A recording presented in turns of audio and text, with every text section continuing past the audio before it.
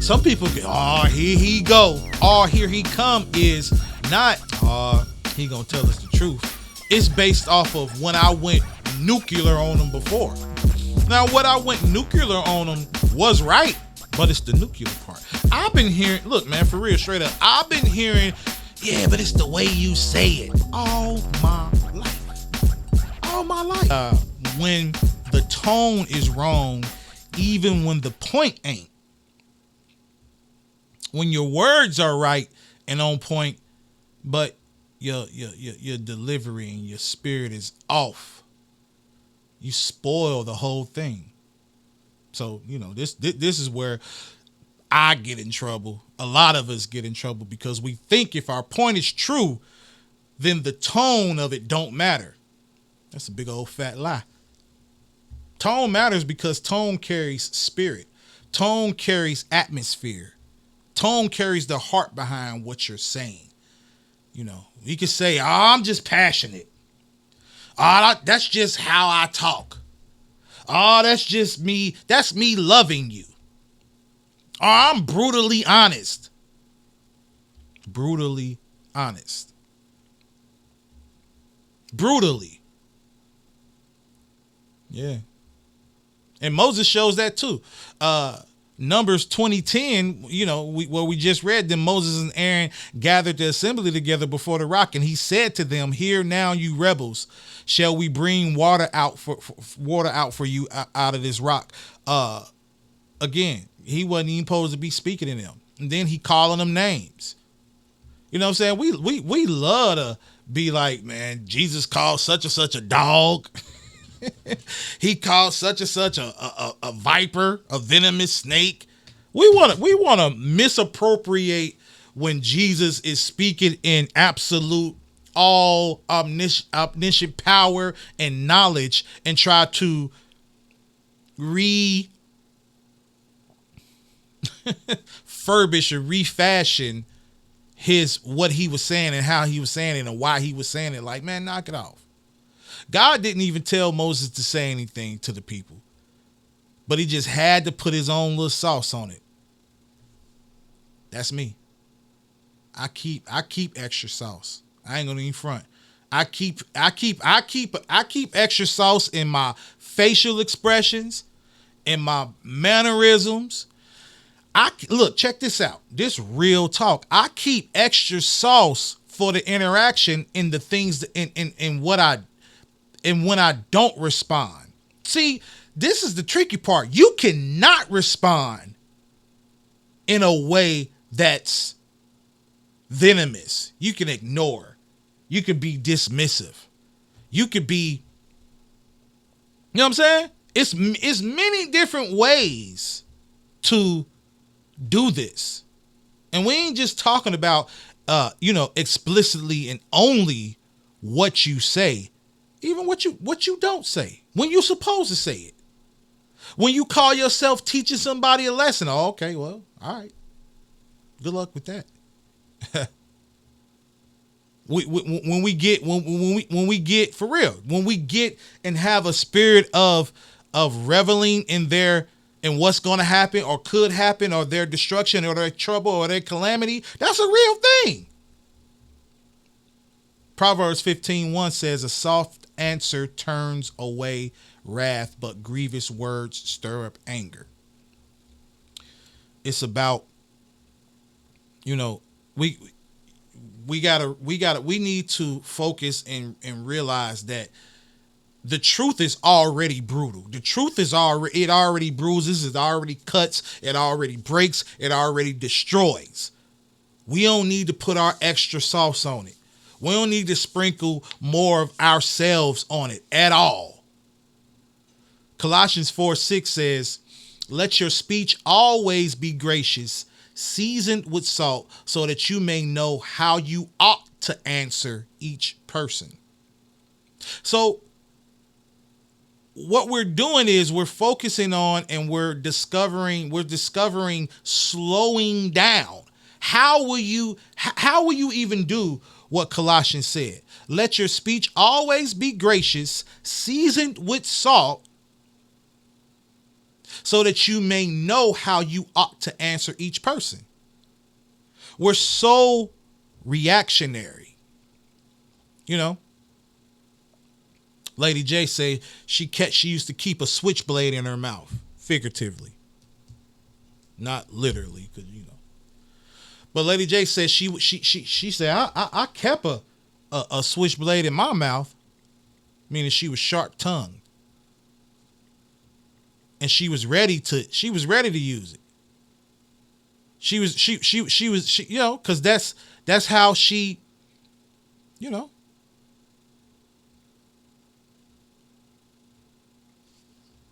That's how she protected herself. That's how she defended herself. That's how we all do. Put that extra sauce on it. You know what I'm saying? How will you know how to answer each person? Because you wait. You wait for, and me and Bino was talking about this today. A big part of this is surrendering the need to answer everything. Just because, you know, because check this out. A lot of people, okay. The main skill in method of communication nowadays is to steamroll. Steamrolling is when somebody get to talking and they say a whole bunch of stuff and they never let you in. Like they keep talking so you can't say anything. They keep talking to take over the conversation and hopefully you'll lose what you have to say, or they can say enough to dissuade you from responding or interact. They really don't want a back and forth. They don't want a conversation. They want to be heard. And a lot, like way too many people. I'm learning not to speak in definites. I don't want to say everybody, most people, way too many people have that conversation dysfunction where they just talk and it's a lot of words and you can't even get it. But then when you do break in, you cutting them off. It's like you done said that 3 times already. All you doing is repeating yourself because they're steamrolling.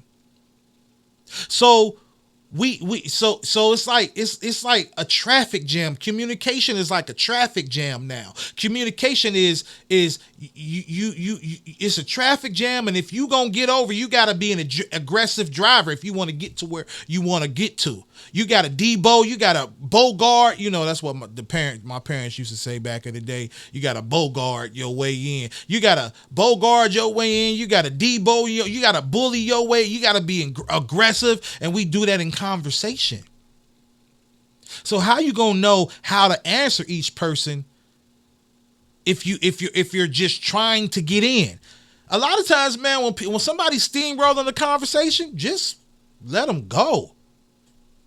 Because if you are waiting to respond, if you're waiting to get in, if you're waiting to get your lick back, now you could be moving into the flesh. Now it's about you being heard. Now it's about you not letting them punk you. Now it's about you not, you know what I'm saying, being silent or not being able to speak. Sometimes some people ain't gonna let you talk. And the reason why I'm harping on this, and I'm talking to myself, sometimes people they don't want to hear you. They call you and they want to trauma dump. They want a trauma dump. They don't really want what you have to say. Man, look, listen. I talk about this all the time. People in my life, personally, I'm making this personal right here. People in my life, a lot of people in my life will call me, knowing my personality, knowing I'm analytical, I'm solutions based. I want to help, I want to serve, but I'm a little rough around the edges, and I'm gonna bruise you a little bit, and I'm gonna push you, and I ain't gonna let you run, and you know what I'm saying? They know that, but they still call me to trauma dump, and for me to not say nothing. They don't want what they actually know me for. They don't want what they actually love me for. They don't want it. They want a trauma dump. I guess a part of them wants it and a part of them don't.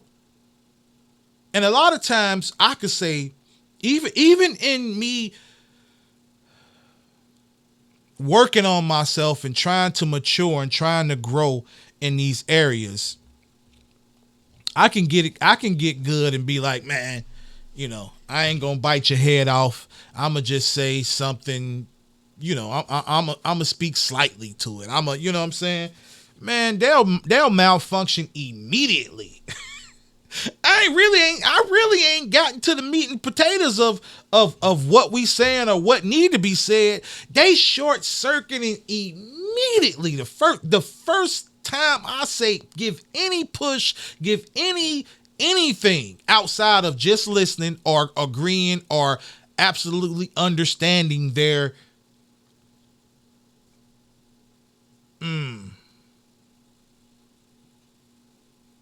situation. See, that was me working right there because I wanted to say something that was a jab or me getting the lick back vicariously through my show. Now, was Moses wrong that they were rebellious? Nope. That wasn't the issue, though. The issue was that he let his irritation get mixed with he let his irritation spoil a holy moment. He made the moment sound like him instead of God. And that's what a lot of us do. We get irritated, we get hot, we get fed up, then we tell the truth in a way that our disgust is all over it. And now people they aren't just hearing correction, they're hearing contempt, they're hearing exhaustion, they're hearing my attitude. They're hearing a little extra edge that my flesh wants to let them know, I can go there too. My flesh want to get its lick back. You could be right in content and wrong in how you deliver it. Don't attach your mood to God's message. Some people see, feel, and hear your spirit before they hear a word that come out of your mouth. Some people can, here he go. One, because of, like I said, I don't got no poker face. So like I said, they can see me coming. Here he come.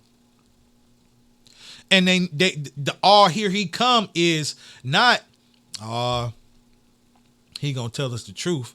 It's based off of when I went nuclear on him before. Now, what I went nuclear on him was right, but it's the nuclear part. I've been hearing, look, man, for real, straight up, I've been hearing, yeah, but it's the way you say it all my life. And for so long, I was so like, whatever, because I'm telling you the truth and I'm loving you and iron sharpens iron and all of that is real. And, I'm definitely not saying that and I'm not surrendering to putting out the fire that God created me with, but I just need to be more mindful. I need to be more careful. I need to be righteous. I need to be holy with it. I heard I was watching something today. I was watching a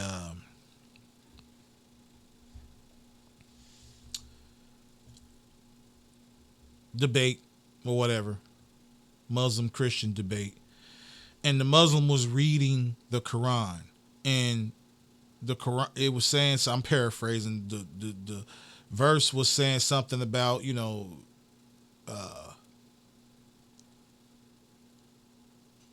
the disbelievers or somebody who does something, may Allah's wrath be on them, or may Allah's punishment be on them, right? Christians don't talk like that.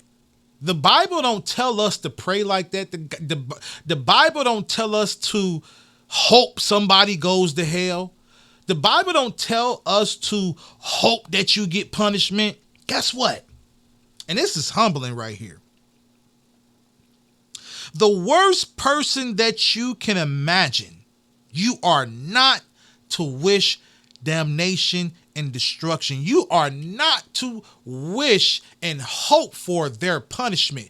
You are to first hope and wish that they are saved and redeemed and that they surrender. That's the position of kingdom culture. Yeah. Yeah. The one that violated you as a baby, as a kid. Yep.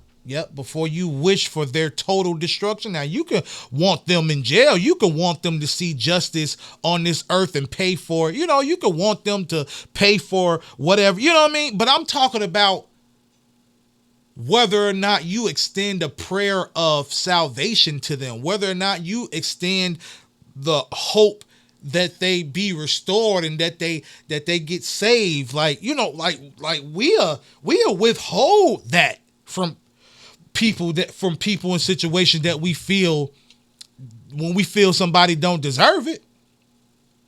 Tell the truth.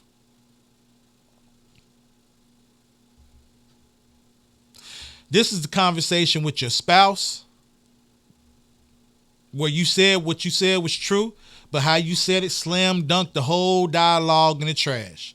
This is dealing with that sibling or friend where the point may have been valid, but the spirit and tone sabotaged the whole interaction.